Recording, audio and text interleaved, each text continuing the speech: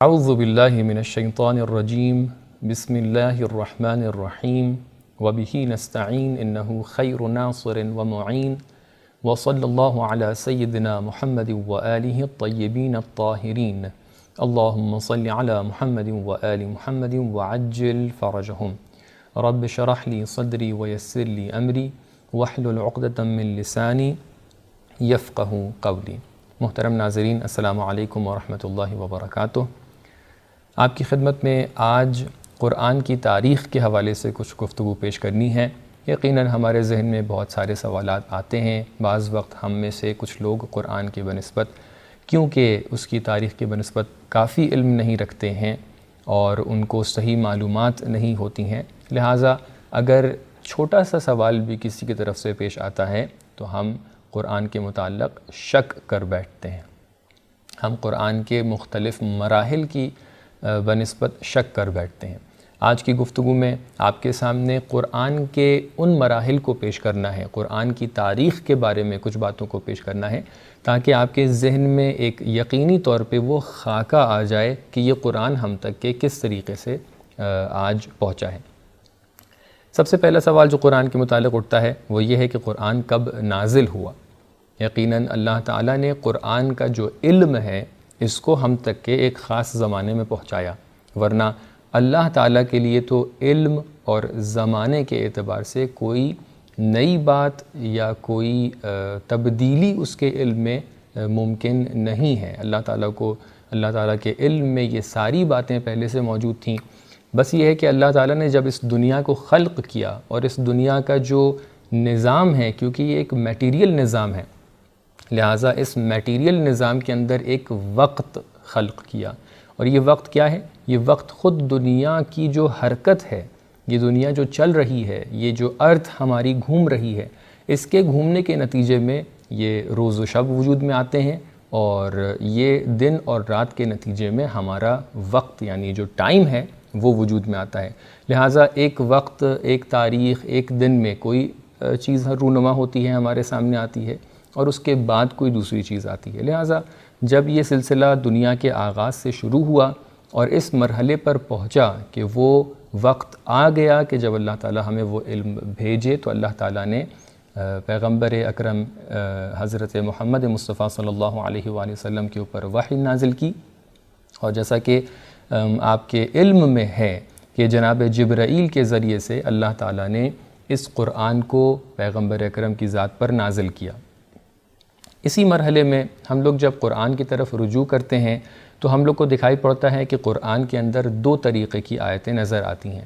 کہیں پر اللہ تعالیٰ اس طریقے سے ارشاد فرماتا ہے کہ انا انزلناہ فی لیلۃ القدر، ہم نے ایک رات میں قرآن کو نازل کر دیا۔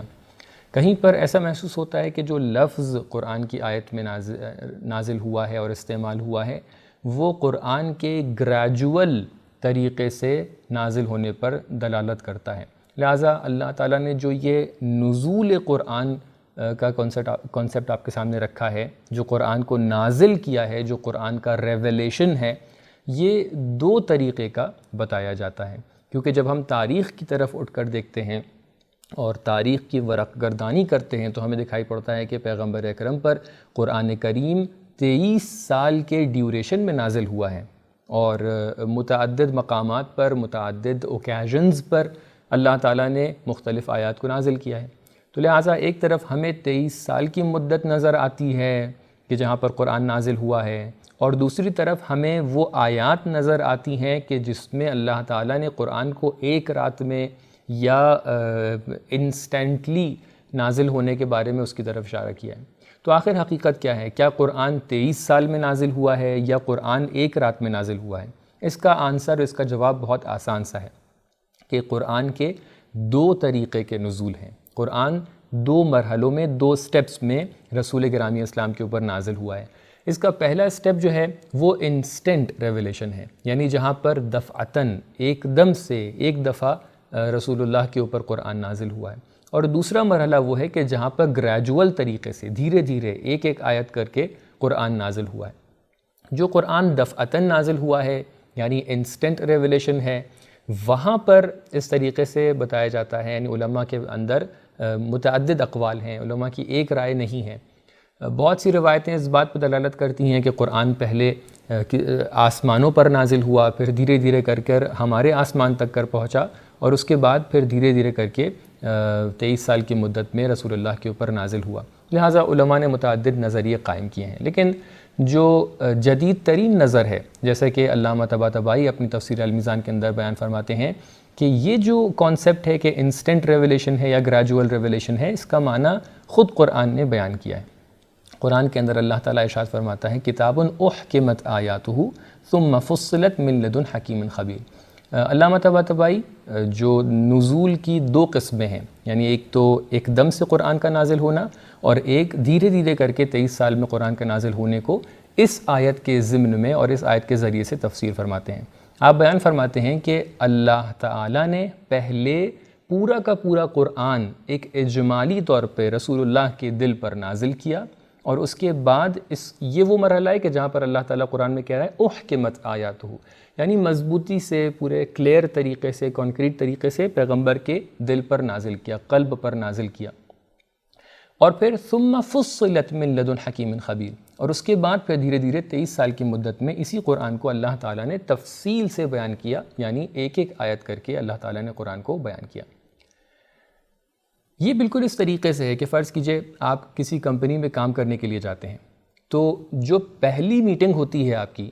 جو پہلا جلسہ ہوتا ہے آپ کا جہاں پر آپ کام کرنے کے لیے جا رہے ہیں، چاہے وہ کمپنی ہے، چاہے وہ آفس ہے، اسکول ہے، کالج ہے،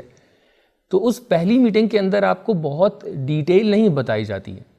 پہلی میٹنگ میں ہو سکتا ہے آپ سے بہت سے سوالات کیے جائیں، اور جب آپ پلٹ کر یہ پوچھیں کہ میرا جاب ڈسکرپشن کیا ہے، میرا کام کیا ہے، تو آپ کے لیے ایک بہت ہی اجمالی طور پہ آپ کی جاب ڈسکرپشن کو بتایا جاتا ہے، بہت ہی اجمالی طور پہ، بہت ہی جنرلائز کر کے آپ کو بتایا جاتا ہے کہ دیکھیے آپ کو اس اسکول میں پرنسپل بننا ہے، دیکھیے آپ کو اس آفس کے اندر سپروائزر بننا ہے۔ اب سپروائزر کے کتنے اور کہہ سکتے ہیں ذمہ داریاں ہیں، رسپانسبلٹیز ہیں، کتنے ٹاسک ہیں، کتنے گولز ہیں، کیا ویژن ہے، ان سب ڈیٹیلز کو بعد میں بتایا جاتا ہے۔ لیکن جو پہلے بتایا جاتا ہے وہ کیا ہوتا ہے، وہ بہت ہی اجمالی طور پہ، بہت ہی جنرل طور پہ آپ کے ذہن میں ایک تصور کا ایجاد کیا جاتا ہے۔ فرض کیجئے میں آپ سے کہوں کہ دیکھیے ایک کام ہے، آپ کو فلاں تاریخ میں جا کر وہاں سے ایک چیز کو لے کر آنا ہے، کیا آپ کرنا چاہیں گے؟ تو پہلے مرحلے میں دیکھیے میں آپ کو ڈیٹیل میں کچھ نہیں بتا رہا ہوں، میں آپ سے بتاؤں گا کہ دیکھیے رمضان کی 17 تاریخ کو آپ کو جانا ہے اور فلاں مسجد میں افطاری پہنچا دینا ہے، کیا آپ پہنچانے جائیں گے؟ تو آپ کہیں گے یا ہاں یا نہ۔ جب آپ ایکسیپٹ کر لیں گے کہ ہاں میں افطاری پہنچا سکتا ہوں، تب میں آپ کو ڈیٹیل بتاؤں گا کہ دیکھیے افطاری پہنچانے کے لیے آپ پہلے فلاں دکان پہ جائیں گے اور یہ چیزیں خریدیں گے، فلاں دکان پہ جائیں گے یہ چیزیں خریدیں گے، فلاں شخص کے پاس جائیں گے اس چیز کو لیں گے، اور ان سب کا مجموعہ بنا کر جا کر افطاری کو فلاں مسجد میں دے آئیں گے۔ تو دیکھیے میں نے ایک مرحلے میں آپ کو مکمل طور پہ یہ تصور دے دیا کہ آپ کو کرنا کیا ہے، اور دوسرے مرحلے میں آپ کو ڈیٹیل میں بتایا کہ آپ کو ڈیٹیل میں کیا کرنا ہے۔ اللہ تعالیٰ نے بھی ایسے ہی کیا، پہلے مرحلے میں پیغمبر کے اوپر ایک بہت ہی اجمالی طور پہ یہ قرآن نازل کر دیا کہ اے پیغمبر یہ آپ کا مقصد ہے، یہ آپ کا گول ہے۔ پھر step by step, occasion by occasion یہ قرآن آ کر دھیرے دھیرے پیغمبر کے اوپر تفصیل سے بیان کیا گیا۔ علماء اس کی بہت سی دلیلیں بیان کرتے ہیں، آپ فرماتے ہیں علماء کے قرآن کے اندر بہت سی جگہ پہ ہمیں ایسا محسوس ہوتا ہے کہ پیغمبر کو حتیٰ پہلے سے پتہ تھا، معلوم تھا کہ قرآن کس بارے میں اور قرآن کی آیت کس بارے میں گفتگو کرنے والی ہے۔ آپ اس آیت کو اٹھا کر دیکھ لیجئے کہ وَلَا تَعْجَلْ بِهِ لِسَانَكَ، اے پیغمبر آپ قرآن پڑھنے میں جلدی نہ کریں۔ کیوں؟ کیونکہ اللہ تعالیٰ کی ذمہ داری ہے کہ یہ قرآن آپ کے اوپر پڑھا جائے اور آپ اس کو اپنے ذہن نشین کر لیں۔ کیسے ممکن ہے کہ اگر جو بات نازل ہونے جا رہی ہے اس کو اگر پیغمبر پہلے سے نہ جانتے ہوں تو وہ کیسے پہلے سے پڑھ سکتے ہیں؟ اگر پہلے سے پڑھ رہے ہیں تو اس کا مطلب یہ ہے کہ پیغمبر کو پہلے سے معلوم ہے۔ اس کا مطلب یہ ہے کہ اللہ تعالیٰ نے مکمل قرآن کو ایک بار نازل کر دیا ہے، لیکن ڈیٹیل میں جا کر، بہت تفصیلات میں جا کر کس وقت کیا نازل کرنا ہے، یہ اللہ تعالیٰ کی قدرت ہے۔ اللہ تعالیٰ نے اپنی قدرت کے مطابق جب مناسب سمجھا تب پیغمبر کے اوپر اس آیت کو نازل فرمایا، اور متعدد مقامات پہ گریجول طریقے سے نازل کرنے کا مقصد بھی یہ ہو سکتا ہے کہ ایک تو یہ کہ پبلک کے اوپر ایک دم سے پورے احکامات نازل نہ ہوں تاکہ گھبرا نہ جائیں لوگ، جب دھیرے دھیرے نازل ہوگا تو دھیرے دھیرے لوگ ایکسیپٹ کریں گے۔ دوسری بات یہ ہے کہ جتنے بھی معارف، جتنی بھی ٹیچنگز نازل ہو رہی ہیں، جتنے بھی تعلیمات نازل ہو رہی ہیں، ان کو حفظ کرنے میں، ذہن نشین کرنے میں، ان کے اوپر عمل کرنے میں، اس پہ عادت ڈالنے میں انسانوں کو اور لوگوں کو اور مسلمانوں کو کافی مدد ملتی ہے جب وہ بات گریجول ہوتی ہے۔ دیکھیے آپ دیکھتے ہیں جب آپ بچوں سے کوئی بات بتانا چاہتے ہیں، آپ ایک دم سے نہیں بتاتے ہیں کہ دیکھو تمہیں آج سے یہ بھی کرنا ہے، یہ بھی کرنا ہے، یہ بھی کرنا ہے، نہیں، دھیرے دھیرے ہوتا ہے۔ آپ کہتے ہیں کہ آج آپ لکھنا سیکھ لیجئے، کل سے آپ قرآن پڑھنا سیکھ لیجئے گا، پرسوں آپ جو ہے نحو پڑھنا سیکھ لیجئے گا، اس کے بعد والے دن میں آپ قصیدہ پڑھنا سیکھ لیے گا۔ دیکھیے گریجول طریقے سے کیا ہوتا ہے، آپ بچوں کی تربیت کرتے ہیں، پرورش کرتے ہیں، تو لہٰذا اللہ تعالیٰ نے بھی آپ کی تربیت و پرورش گریجول طریقے سے کی ہے۔ یہ قرآن کے نازل ہونے کے بارے میں ایک بہت ہی بریف انٹروڈکشن آپ کو دیا ہے۔ اس کے بعد سوال یہ اٹھتا ہے کہ سب سے پہلی جو آیتیں نازل ہوئی ہیں قرآن کی وہ کون سی آیتیں ہیں، اور سب سے آخر میں کون سی آیتیں نازل ہوئی ہیں؟ علماء بیان فرماتے ہیں کہ سب سے پہلی آیت کا اس کے متعلق بھی یقیناً علماء کی ذمہ داری یہ ہے کہ حق تک کے اور حقیقت تک کے پہنچنے کے لیے وہ ہمیشہ ریسرچ کرتے رہیں، ہمیشہ تحقیق کرتے رہیں۔ لہٰذا ممکن ہے کہ متعدد قول آپ کے سامنے آئیں اور آپ سنتے ہی پریشان ہو جائیں کہ کیا بات ہے، ایک مسئلے کے بارے میں کتنے قول ہمارے سامنے آ رہے ہیں۔ لیکن جان لیجئے یہ متعدد قول نہ جانے صدیوں تک کہ ان کے اوپر تحقیق ہوئی ہے، اس کے بعد آپ کے سامنے اتنی آسانی سے آ رہے ہیں۔ لہٰذا متعدد قول اور متعدد اوپینین کو دیکھ کر گھبرا مت جایا کریے، بلکہ اپریشیٹ کیا کریے کہ دیکھیے علماء کتنے زیادہ سینسٹیو تھے کہ اگر پہلے سے ایک اسٹیبلشڈ اوپینین تھا پھر بھی انہوں نے ریسرچ کی تاکہ ہم اگر اس کے اندر حقیقت نہ ہو، اگر ہم کسی جہت سے، کسی ایسپیکٹ سے ابھی تک کے باطل میں ہیں یا اندھیرے میں ہیں، تو وہ روشنی ہمارے سامنے آ جائے۔ یہاں پر علماء فرماتے ہیں کہ سب سے پہلی آیت جو نازل ہوئی ہے وہ سورہ اقرا کی پہلی آیتیں ہیں، اقرا بسم ربک الذی خلق، کہ جو عام طور سے ہم لوگ جب عید بعثت ہوتی ہے 27 رجب کو تو اس وقت ہم لوگ اس آیت کو زیادہ سنتے ہیں۔ لیکن کچھ اور قول بھی ہیں جہاں پر سورہ مدثر کے بارے میں ذکر ہے۔ کچھ علماء یہ بیان فرماتے ہیں کہ مکمل سورہ جو سب سے پہلے نازل ہوا ہے سورہ حمد ہے۔ آخری آیتیں جو قرآن کی نازل ہوئی ہیں اس کے بارے میں متعدد قول ہیں۔ ایک بہت ہی مشہور و معروف قول یہ ہے کہ آیہ اکمال وہ آیت ہے کہ جو مکمل طور پہ سب سے آخری آیت کے طور پہ رسول اللہ پر نازل ہوئی، کہ جہاں پر مولا امیر علی ابن ابی طالب علیہ السلام کی ولایت کا اعلان کیا گیا کہ الیوم اکملت لکم دینکم۔ تو اس آیت کے اندر جہاں پر دین کامل ہو رہا ہے، جہاں پر مولا کی ولایت کا اعلان ہو رہا ہے، اس آیت کے بارے میں علماء کہتے ہیں کہ سب سے آخری آیت یہاں پر یہ نازل ہوئی۔ لیکن دو تین قول اور بھی ہیں۔ سورہ بقرہ کی آیت نمبر 278 ہے کہ جس کے اندر اللہ تعالیٰ فرماتا ہے یا ایھا الذین آمنوا اتقوا اللہ وذروا ما بقی من الربا ان کنتم مؤمنین۔ اس کے علاوہ سورہ بقرہ کی آیت نمبر 281 ہے کہ جس کے اندر اللہ تعالیٰ ارشاد فرماتا ہے کہ اعوذ باللہ من الشیطان الرجیم واتقوا یوما ترجعون فیہ الی اللہ۔ اس کے علاوہ قرآن کی سب سے لینتھی آیت جو ہے سورہ بقرہ کی 282 نمبر آیت کے جس کے اندر اللہ فرماتا ہے کہ اذا تداینتم بدین الی اجل مسمى فاکتبوا، کہ جب بھی آپ کسی سے قرض لیں تو اس کو ضرور لکھ لیں۔ قرض کے مسئلے میں جو کہہ سکتے ہیں کہ سب سے بڑی آیت اللہ تعالیٰ نے قرآن کے اندر یہ نازل کی ہے کہ آپ جب قرض لیں تو اس کو لکھ لیں، جو کام ہم عام طور سے نہیں کرتے ہیں، تو اس کے اوپر بھی ہم لوگ کو عمل کرنا چاہیے۔ علماء کہتے ہیں کہ یہ وہ آیت ہے کہ جو سب سے آخر میں نازل ہوئی، لیکن عام طور سے علماء آیہ اکمال کو وہ آیت مانتے ہیں کہ سب سے آخر میں نازل ہوئی۔ اب ہم لوگ بڑھتے ہیں اس چیز کی طرف کہ قرآن جو نازل ہو چکا ہے،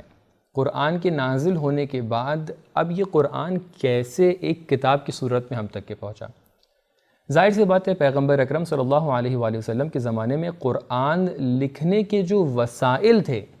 جو ہم آج دیکھتے ہیں کہ کسی بھی کتاب کو آپ اٹھاتے ہیں، کاپی کو اٹھاتے ہیں، آپ بآسانی ایک قلم لے کر اور ایک پین لے کر آپ آرام سے لکھ لیتے ہیں، یقیناً یہ وسائل اس زمانے میں فراہم نہیں تھے، اور یہ صرف اسلامک ورلڈ کے بارے میں نہیں بلکہ پوری دنیا کا حال یہی تھا۔ جہاں پر بھی کچھ لکھنا چاہتے تھے وہاں پر جو وسائل ہوا کرتے تھے، جن کے بارے میں آیا ہے قرآن کی ہسٹری کے بارے میں کہ قرآن کو کہاں کہاں لکھا جاتا تھا، تو وسائل یہ ہوا کرتے تھے۔ مثال کے طور پہ ہرن کی کھال ہوا کرتی تھی، فرض کیجئے جو جانوروں کی ہڈیاں ہوتی تھیں اس کے اوپر لکھ لیا کرتے تھے، فرض کیجئے پیڑوں کے پتوں پر لکھ لیا کرتے تھے۔ تو اس ٹائم کے اوپر پیج وغیرہ بنانے کا بہت زیادہ کانسیپٹ نہیں تھا، متعدد چیزوں کے اوپر، کھال پر، لکڑیوں پر، ان چیزوں کے اوپر چیزوں کو لکھا جاتا تھا، خط کو لکھا جاتا تھا اور اس طریقے سے بھیجا جاتا تھا۔ ظاہر سی بات ہے قرآن بھی جب نازل ہوا تو وسائل کی کمی کی وجہ سے پیغمبر اکرم صلی اللہ علیہ وآلہ وسلم نے قرآن کو محفوظ کرنے کے لیے انہی وسائل سے استفادہ کیا۔ لہٰذا سب سے پہلے مرحلے میں جو قرآن لکھے گئے وہ ان چیزوں کے اوپر لکھے گئے۔ لیکن سوال یہ ہے کہ کیا پیغمبر اکرم صلی اللہ علیہ وآلہ وسلم نے اپنے زمانے میں ہی قرآن کو ایک کتاب کی صورت میں پیش کر دیا تھا یا پیش نہیں کیا تھا؟ آئیے میں اس بات کو تھوڑا سا آپ کے سامنے اور ڈیٹیل میں بیان کرتا ہوں۔ سب سے پہلے میں آپ سے یہ سوال کرنا چاہوں گا، جب امامت کا مسئلہ آتا ہے اور جب ہم اعلان ولایت کے مسئلے پر آتے ہیں تو ہماری ایک بہت بڑی دلیل یہ ہوتی ہے کہ پیغمبر اکرم صلی اللہ علیہ وآلہ وسلم نے اتنے بڑے دین کو لا کر لوگوں کے سامنے رکھا کہ جو تا قیام قیامت چلنے والا تھا، اور جو کسی خاص خطے یا کسی خاص قوم سے مخصوص نہیں تھا بلکہ پوری دنیا کے لیے تھا۔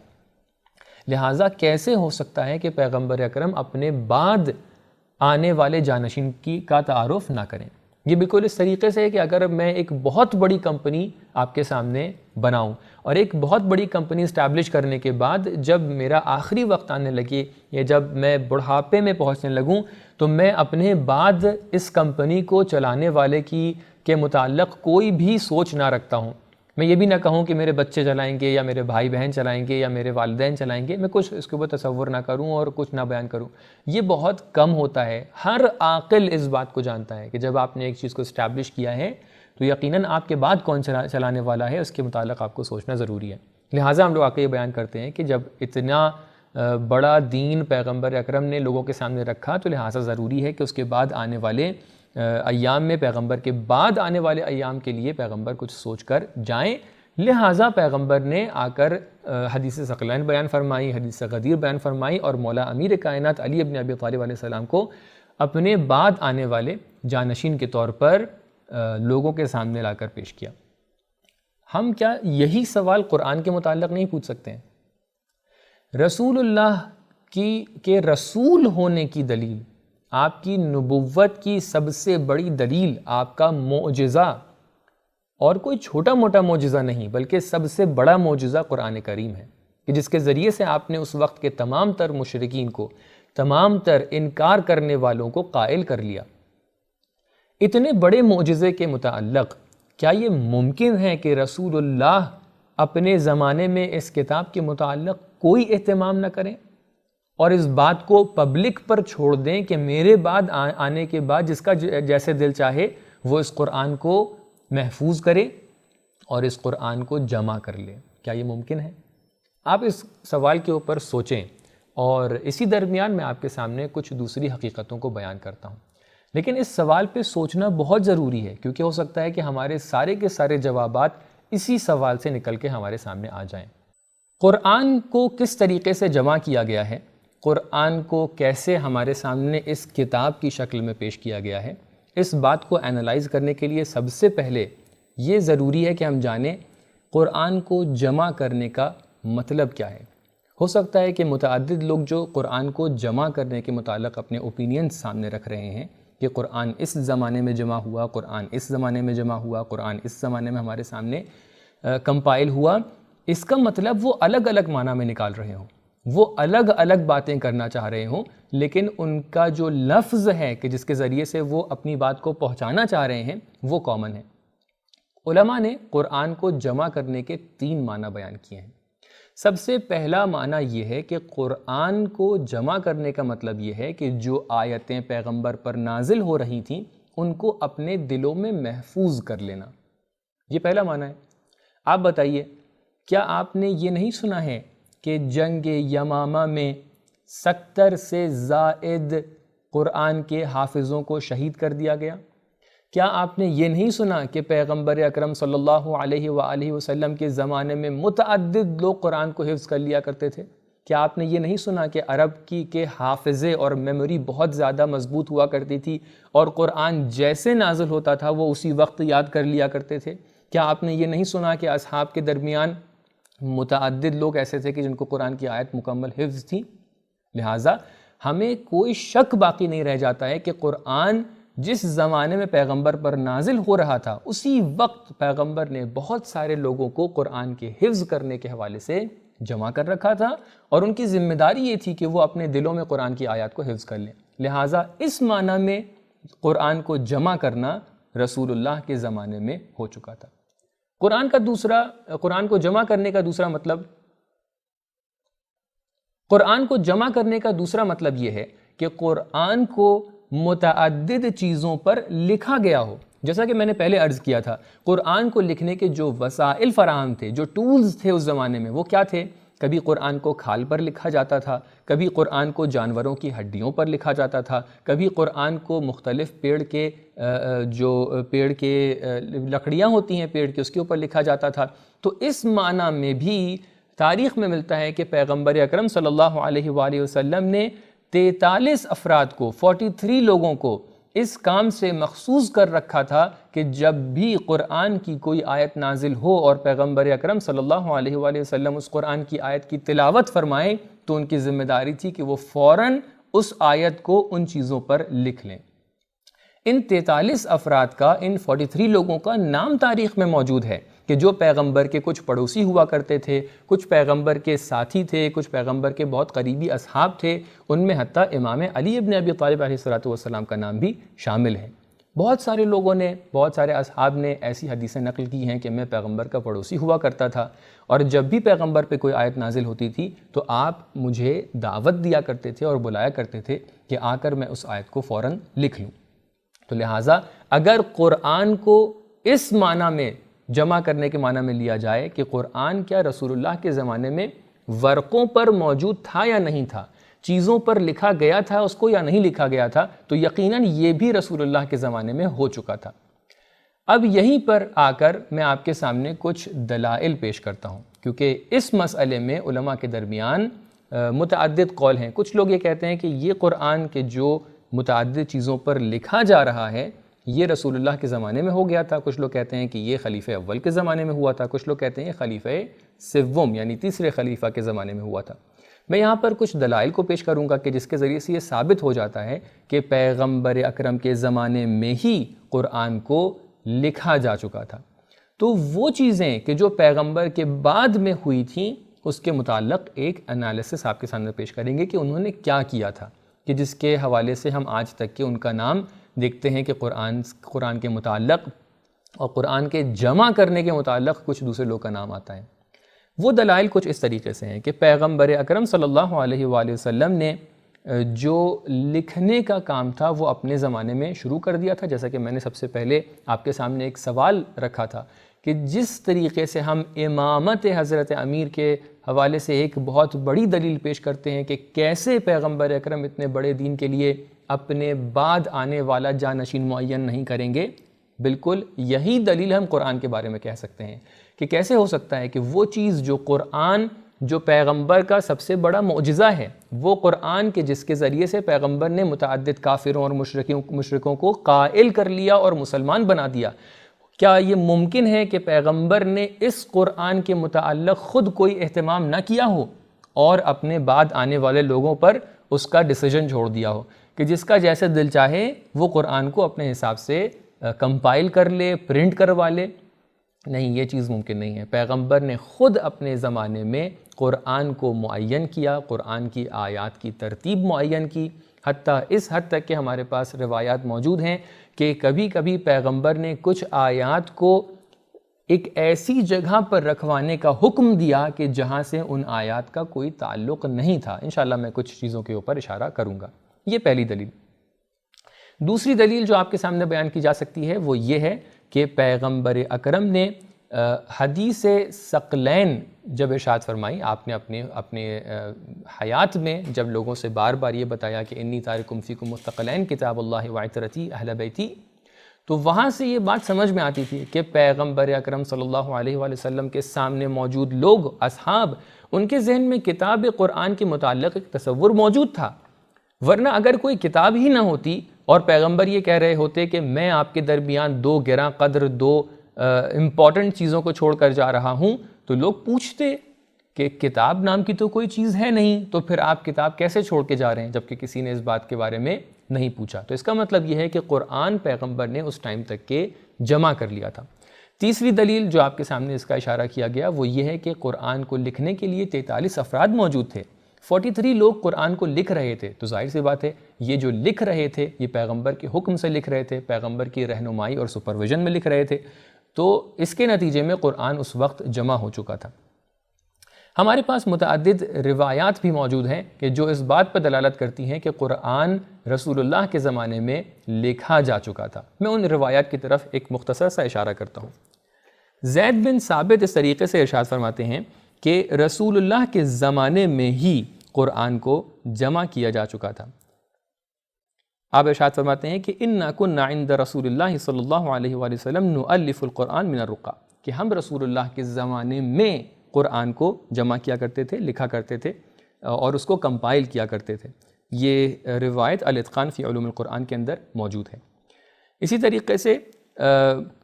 قتادہ سے یہ روایت موجود ہے کہ انہوں نے کہا سألت انس ابن مالک، ہم نے انس بن مالک سے پوچھا من جمع القرآن علی عہد رسول اللہ، رسول اللہ کے زمانے میں کس نے قرآن کو جمع کیا؟ قال، تو انس نے کہا اربعۃ کلہم من الانصار، 4 لوگوں نے مکمل طور پہ قرآن کو جمع کر لیا تھا اور سب کے سب وہ انصار میں سے تھے۔ ابی بن کعب، معاذ بن جبل، زید بن ثابت و ابو زید۔ تو اس طریقے سے ان 4 لوگ کا نام کون لے کر آئے؟ انس بن مالک لے کر آئے۔ یقیناً متعدد دوسرے افراد بھی تھے کہ جنہوں نے قرآن کو لکھا، لیکن انس یہاں پر ان 4 لوگوں کا نام لے رہے ہیں۔ تو اس روایت سے بھی سمجھ میں آتا ہے کہ قرآن مکمل طور پر اس زمانے میں کم سے کم ان 4 لوگوں کے ذریعے سے جمع ہو چکا تھا۔ اگلی دلیل یہ ہے کہ متعدد روایتیں رسول اللہ صلی اللہ علیہ وآلہ وسلم سے منقول ہیں کہ جس میں آپ ارشاد فرماتے ہیں کہ قرآن کے ختم کرنے کا یہ ثواب ہے، یعنی یہاں سے یہاں تک کہ آپ قرآن کو پڑھیں اور قرآن کو ختم کریں، اس کا یہ ثواب ہے، یا اتنے دن میں ختم کریں۔ آپ یہ بتائیں اگر ایک کتاب کی صورت میں موجود نہ ہو اور اس کی شروعات اور اس کا ختم ہمیں پہلے سے معلوم نہ ہو تو ختم قرآن کا تصور کیسے آئے گا؟ کیسے ہم کہہ سکتے ہیں کہ قرآن مکمل طور پہ پڑھنے میں یہ ثواب ہے جبکہ قرآن نہیں ہے؟ کچھ لوگ تو یہ کہہ رہے ہیں نا کہ رسول اللہ کے زمانے میں قرآن تھا ہی نہیں اس طریقے سے، جبکہ رسول اللہ صلی اللہ علیہ وآلہ وسلم ارشاد فرما رہے ہیں کہ ایک شخص آتا ہے، سوال پوچھتا ہے کہ یا رسول اللہ صلی اللہ علیہ وسلم فی کم اقرأ القرآن، کتنے دن میں قرآن کو ختم کروں؟ قال، صلی اللہ علیہ وسلم فرماتے ہیں کہ اختمہ فی شہر، 1 مہینے میں ختم کر لو۔ قلت، تو اسی شخص نے دوبارہ پوچھا کہ انی اطیق افضل من ذلک، میں اس سے جلدی ختم کر سکتا ہوں۔ قال اختمہ فی 20، اگر اس سے جلدی ختم کر سکتے ہو تو 20 دن میں ختم کر لو۔ روایت اور مفصل ہے۔ تو اس سے سمجھ میں آتا ہے کہ ایک کتاب موجود تھی کہ جس کی شروعات اور جس کا اختتام پہلے سے پتہ تھا کہ یہ کتاب فاتحۃ الکتاب یعنی سورہ حمد پر شروع ہو رہی ہے اور سورہ ناس پہ ختم ہو رہی ہے، یا اگر ترتیب نزول سے اس کو لکھا گیا تھا تو ایک جگہ سے شروع ہے ایک جگہ پہ ختم ہے، لہٰذا رسول اللہ اس طریقے سے ارشاد فرما رہے ہیں۔ اگر ایک کتاب موجود نہیں ہے تو اس کو ختم کرنے کا ثواب کیسے بیان کیا جا سکتا ہے؟ اگلی دلیل جو بیان کی جاتی ہے وہ یہ ہے کہ سورہ حمد کا جو تصور ہے، سورہ حمد کا ایک نام ہے فاتحۃ الکتاب، یہ اس کتاب کے ایک دروازے کے طور پہ، یہ اس کتاب کے ایک دخول کے طور پہ، یہاں سے آپ اس کتاب کے اندر انٹر ہو سکتے ہیں، ایک انٹرنس کے طور پہ اس کا نام رکھا گیا ہے۔ ایک کتاب ہونی چاہیے کہ جس کا ایک انٹرنس ہو۔ اگر کوئی کتاب ہی نہیں ہے، کچھ ایسے ہی آپ کہہ سکتے ہیں ورقے ہیں کہ جو متشتت ہیں اور کوئی کتاب کا تصور نہیں ہے، تو پھر کیوں اس کا نام فاتحۃ الکتاب رکھا گیا ہے؟ اگلی دلیل جو بیان کی جاتی ہے وہ یہ ہے کہ ہر سورے کو اس سے پہلے والے اور اس کے بعد آنے والے سورے سے الگ کیا گیا ہے۔ متعدد روایتوں میں اس طریقے سے ملتا ہے کہ جب بھی ایک بسم اللہ نازل ہوتا تھا تو ہمیں فوراً یہ معلوم ہو جاتا تھا کہ پہلے والا سورہ ختم ہو گیا ہے اور اب کوئی نیا سورہ نازل ہو رہا ہے۔ تو ظاہر سی بات ہے ہر ایک سورے کے ختم ہو جانے کے بعد اصحاب کو معلوم ہوتا تھا کہ اب سورہ مکمل ہو چکا ہے، تو قرآن دھیرے دھیرے مکمل ہونے کی طرف جا رہا تھا۔ اگلی دلیل یہ ہے کہ کچھ روایتیں جو آپ بیان کرتے ہیں کہ جس کے اندر اس طریقے سے بیان ہوا ہے کہ رسول اللہ کے زمانے میں قرآن جمع نہیں کیا گیا تھا، اس کے بعد آ کر جمع کیا گیا ہے، یہ روایتیں آپس میں ٹکراؤ رکھتی ہیں۔ کوئی روایت یہ کہتی ہے کہ یہ خلیفہ اول کے زمانے میں جمع کیا گیا ہے، کوئی روایت یہ کہتی ہے کہ اس کو خلیفہ سوم کے زمانے میں جمع کیا گیا ہے، کوئی روایت یہ کہتی ہے کہ فلاں شخص نے جمع کیا ہے، کوئی روایت یہ کہتی ہے کسی اور شخص نے جمع کیا ہے۔ تو جو حدیثیں آپس میں ٹکرا رہی ہیں ہم ان کو کیسے ایکسیپٹ کر سکتے ہیں؟ اگلی دلیل یہ ہے کہ قرآن اگر رسول اللہ کے زمانے کے بعد جمع کیا گیا ہو تو اس کے اندر تحریف کے امکانات آ سکتے ہیں۔ اللہ تعالیٰ نے قرآن کو تحریف کرنے کی، تحریف نہ ہونے کے حوالے سے ذمہ داری لے رکھی ہے، تو ظاہر سی بات ہے اللہ تعالیٰ کی ذمہ داری ہے کہ رسول اللہ کی نگرانی میں، رسول اللہ کی سپرویژن میں اس قرآن کو جمع کیا جائے۔ اور اس کے علاوہ بھی متعدد دلائل ہمارے پاس موجود ہیں کہ جس کے ذریعے سے ہم لوگ یہ کہہ سکتے ہیں کہ قرآن رسول اللہ صلی اللہ علیہ وآلہ وسلم کے زمانے میں جمع کیا جا چکا تھا۔ حضرت امیر کائنات وہ پہلے فرد ہیں کہ جنہوں نے آ کر قرآن کو، کہ جو رسول اللہ کے زمانے میں طے شدہ تھا، لیکن کیسے طے شدہ تھا؟ یعنی رسول اللہ نے تمام سوروں کو معین کر دیا تھا کہ کون سی آیت کہاں پر ہے اور کون سی آیت کس آیت کے بعد ہے۔ رسول اللہ نے تمام تر سوروں کو متعدد چیزوں پر لکھوا دیا تھا اور لکھوا کر جمع کر لیا تھا۔ یعنی آپ فرض کیجئے متعدد چھوٹی چھوٹی کتابوں کی صورت میں آپ کے سامنے قرآن موجود تھا۔ رسول اللہ نے حضرت امیر کائنات کو حکم دیا تھا کہ یہ جو متعدد کتابوں کی صورت میں یا بکلیٹس کی صورت میں یہ قرآن موجود ہے، ان کو ایک جگہ پر جمع کرو اور جس طریقے سے یہ نازل ہوئے ہیں، یعنی جو آیت پہلے نازل ہوئی ہے ان کو پہلے رکھو اور جو آیت بعد میں نازل ہوئی ہے ان کو بعد میں رکھو۔ اور یہی وہ کام تھا کہ جو حضرت امیر کائنات علی بن ابی طالب علیہ السلام نے انجام دیا اور قرآن کو جمع کر کے لوگوں کے سامنے لے کر آئے۔ لیکن حضرت امیر نے بھی قرآن کی آیتوں میں نہ کوئی اضافہ کیا نہ کوئی کم کیا۔ لیکن جو کام خلیفہ وقت نے کیا وہ کیا تھا؟ خلیفہ وقت نے بھی اسی کام کو اپنی طرف سے کروایا، یعنی جو متعدد بکلیٹس تھیں ان سب کو ایک جگہ جمع کیا۔ اس نے بھی اس کتاب کے اندر نہ کچھ اضافہ کیا نہ کچھ اس کے اندر سے کم کیا، بلکہ متعدد چیزوں کو ایک جگہ پر جمع کرا دیا۔ جو تیسرے خلیفہ نے کیا وہ یہ کیا کہ اب جو مختلف چیزیں موجود تھیں ان کو آ کر کمپائل کر کے ایک بک کے اندر جمع کیا، اور اس بک کے اندر جمع کرنے کے بعد متعدد شہروں میں اس بک کے اوپر سے جو پرنٹڈ ورژن تھے، جو اس وقت استنساخ ہوتا تھا، اس کی صورت میں لوگوں تک کے بھیجا، اور باقی جتنے دوسرے لوگوں کے لکھے ہوئے قرآن تھے ان کو ہٹا دیا، کہ جو تاریخ ملتا ہے کہ اس کو جلا دیا باقاعدہ یا پانی سے اس کو مٹا دیا۔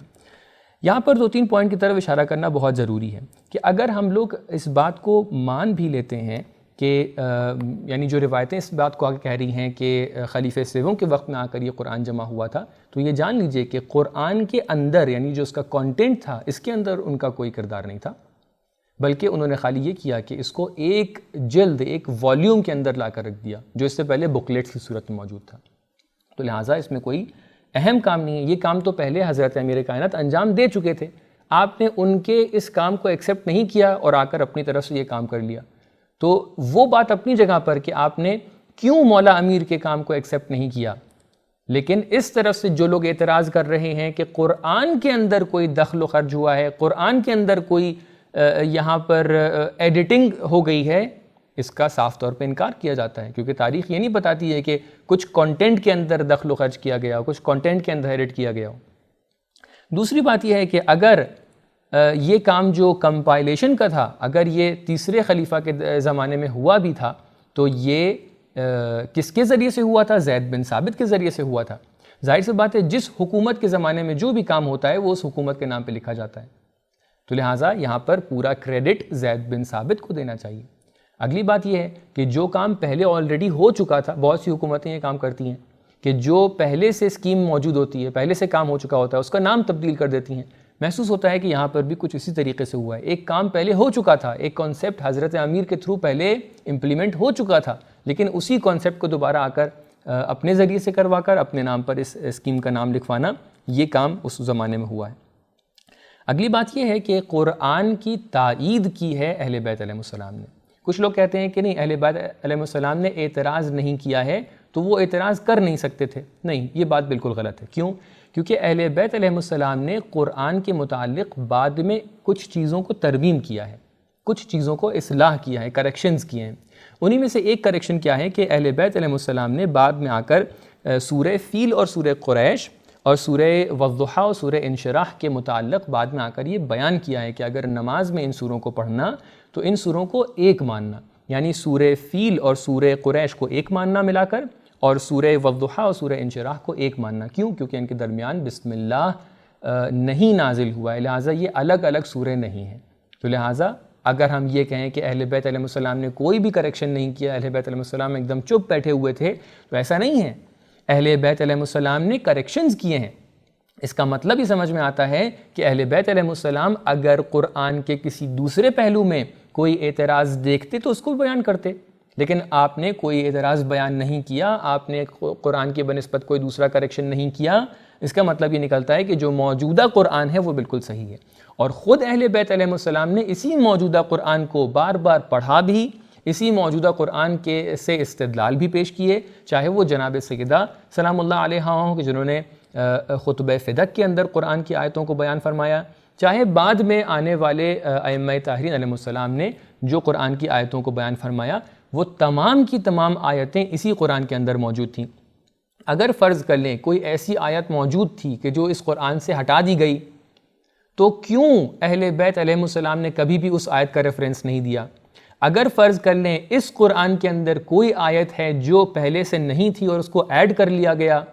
تو کیوں اہل بیت علیہ السلام نے ان آیات کو قرآن کا بتا کر اس کا ریفرنس دیا؟ تو لہٰذا یہ کہنا کہ اہل بیت علیہ السلام اگر اس قرآن میں کوئی غلطی دیکھ بھی رہے تھے تو انہوں نے بیان نہیں کیا کیونکہ پولیٹیکل سچویشن ایسی نہیں تھی، یہ بالکل غلط ہے. کیوں؟ کیونکہ اہل بیت علیہ السلام نے کریکشنز کیے ہیں.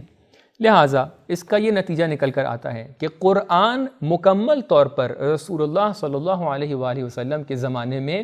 لکھا جا چکا تھا، اور ہر سورے کے اندر ہر آیت کی جو ترتیب ہے، کون سی آیت کس جگہ پر آئے، کس آیت کے بعد آئے، کیسے اس کو رکھا جائے، یہ پہلے سے رسول اللہ صلی اللہ علیہ وآلہ وسلم نے معین فرما دیا تھا. اور یہ قرآن متعدد چیزوں میں لکھا ہوا رسول اللہ کے زمانے سے موجود تھا. کیونکہ اس ٹائم تک کے اتنے زیادہ وسائل اور ٹولز نہیں تھے، لہٰذا ان کو ایک بک کی صورت میں نہیں لکھا گیا تھا. رسول اللہ کے جانے کے بعد آپ نے حضرت امیر کائنات کو حکم دیا، آپ نے ایک مصحف کی صورت میں، ایک والیوم کی صورت میں اس کو جمع کیا اور اس کو نازل ہونے کے سیکوینس سے اور ترتیب سے مرتب کیا. لیکن وہ قرآن ہم لوگ کے اختیار میں نہیں ہے. لیکن تاریخ میں ایسا بھی ملتا ہے کہ کچھ لوگوں تک کہ اس قرآن کی رسائی ہوئی اور انہوں نے اس قرآن کے متعلق بہت سی باتوں کو بیان کیا. لیکن جو موجودہ قرآن ہمارے پاس ہے، اس قرآن کے اندر بھی اہل بیت نے اگر کوئی اعتراض دیکھا ہوتا، اگر کوئی کریکشن دیکھا ہوتا تو وہ ضرور بیان فرماتے، جیسا کہ سورہ والضحیٰ اور سورہ انشراح و فیل وغیرہ کے بارے میں اہل بیت علیہ السلام سے روایات موجود ہیں. نتیجہ یہ نکل کے آتا ہے کہ ہم لوگ اس وقت جو قرآن اپنے ہاتھ میں ہمارے ہاتھ میں ہے، یہ چاہے کسی نے بھی اس کو لکھا ہو، چاہے کسی زمانے میں بھی اس کو کمپائل کیا گیا ہو، لیکن اس قرآن پر ہم مکمل طور پہ یقین رکھ سکتے ہیں کہ نہ اس میں سے کوئی آیت کم ہوئی ہے اور نہ اس میں کوئی آیت زیادہ ہوئی ہے. لہٰذا جو بھی شخص اس کے اوپر اعتراض کرتا ہے، آپ اس شخص کو انہی دلائل کی بنیاد کے اوپر جواب دے سکتے ہیں. آج کی گفتگو کو یہیں تک کے رکھتے ہیں. والسلام علیکم ورحمۃ اللہ وبرکاتہ.